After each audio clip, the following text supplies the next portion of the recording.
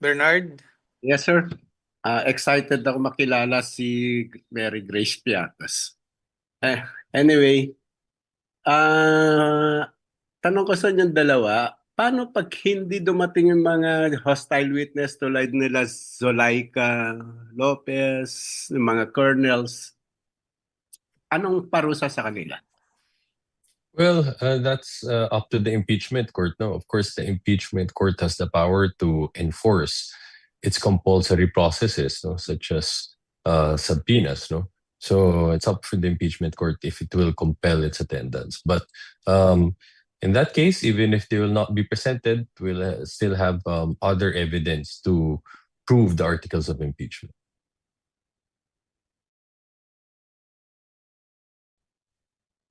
Kung siya? Balik po yung tanong, pasensya na. Parang nag-lag eh.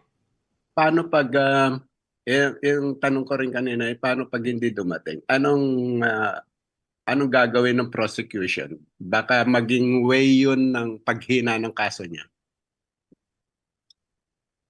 Well, unang-una, we don't, sabi nga ni Attorney Jay, this is something that is already in, mga contingency in what might happen.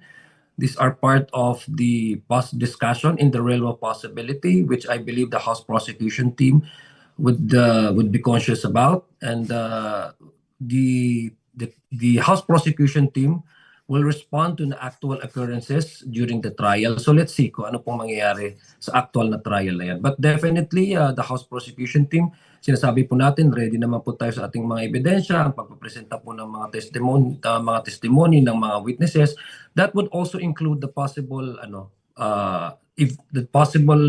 occurrences or events that might happen during the actual trial. So this is part of the possibility in contingency plan. Ready na po ang House prosecution team to deal with whatever eventualities that might happen in the actual trial. Follow up lang, yung meron bang power ang impeachment court to contempt kung hindi darating sa mga to? Yes. Otherwise, no, the power to issue subpoena will have no teeth, will have no meaning. So yes, the impeachment court has the power to compel people to attend them and to cite them in contempt if they continue to refuse to heed such directive. So pwede silang kakalad ka rin? Aarestuhin and kalad ka rin doon sa impeachment court? Sana hindi umabot doon sa kaladkaran. Yes, sir? Pwede silang pwede hong i-compel na mag-attend sila, no? Otherwise, magiging walang visa ang power to issue subpoena.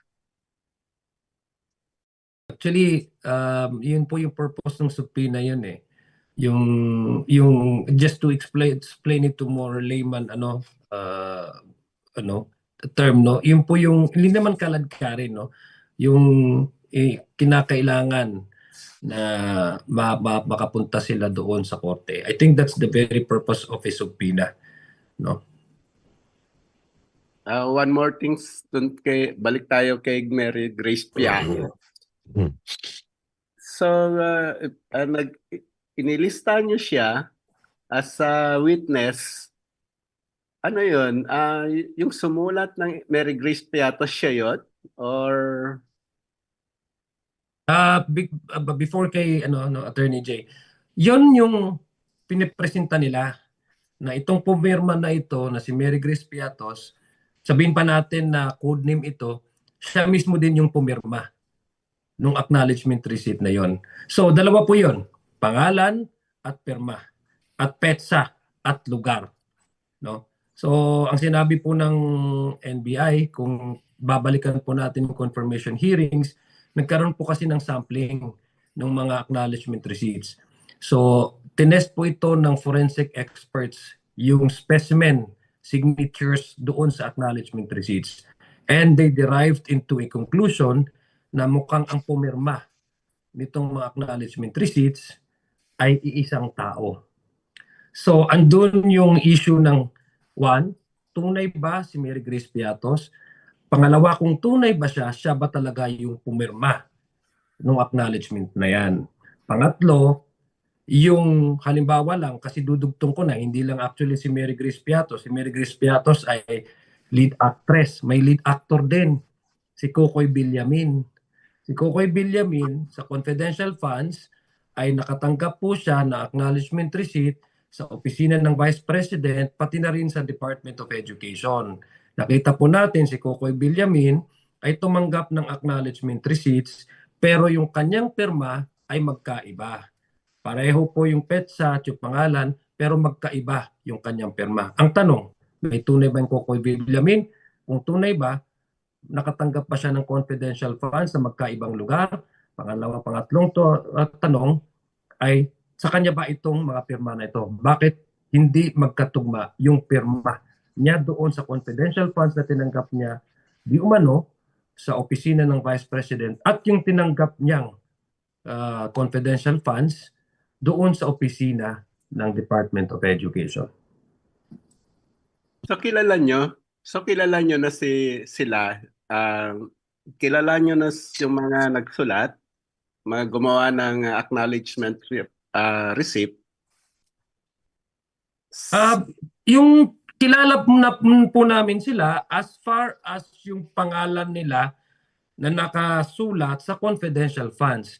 Kaya nga po gusto natin ang taong bayan at ang korte na malaman kung tunay itong taong ito, si Mary Grace Piatos at si Kokoy Villamin. Kung tama ba na merong ganong klaseng tao na nagngangalan. Kung sabi naman nilang codename, okay, codename, pero asan po yung mga attachment para ang ICFAO, ang COA, ay malaman nila at masuri nila na itong codename na ito ay ito ang tunay niyang pangalan at tama yung paggasta ng confidential funds.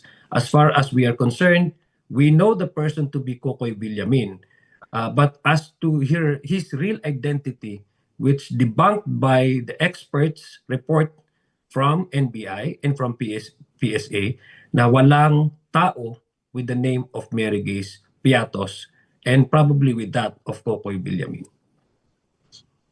Last for me, nakalagay dun sa trial brief nyo, meron kayong mga reserve witness eh. Ang nakalagay dun sa mga reserve witness nyo, yung mga tumanggap, pero wala namang nailagay sa, meron silang pangalan sa acknowledgement receipt, pero hindi sila nakatanggap ng funds. So, kilala nyo na kung sino yung mga yon. At reserve witness nyo lang. Meron pa kami, bigyan nyo naman kami ng konting idea tungkol din. Yun ho yung one of the actual reasons why you're allowed to have reserved witnesses, no? The rules allow na if during pre-trial, no, you have not yet identified the identity of these people, then you consider them as reserved witnesses, no? Dahil hindi nyo pa mailagay yung saktong pagkakakilanlan niya. Surprise na yan. Yan yung mga tinatawag na surprise. Hindi ho surprise, reserved witness. No? Kasi kung surprise, ibig sabihin talaga magkakagulatan yan. But hindi ho yan magiging surprise dahil before we present them in court, no, bibigyan naman ho ng proper notice, both the court and the other party. So, i-disclose na ho yung identity niyan doon sa other party within a reasonable period before that witness is actually presented in court. So, wala pa rin naman hong surprise dyan. Dadagdag ko lang, I think si Attorney J, yung sinasabi niyang na yung sa notice kasi na unang nirelease ng Senado po, no, ng Korte. I think the 3 days prior to the presentation of this witness, meron pong reserved witness, even the testimony in documents. Kasi ibig sabihin, kung hindi po available nung oras na yon, ipapaalam na sa korte na itong dokumento, itong witness, may papresenta namin, no? But 3 days prior to the actual presentation of the documents and the testimonial evidence, including the evidence itself. So ganun po yung magiging according to the notice coming from the Senate Impeachment Court. That is correct. Thank you.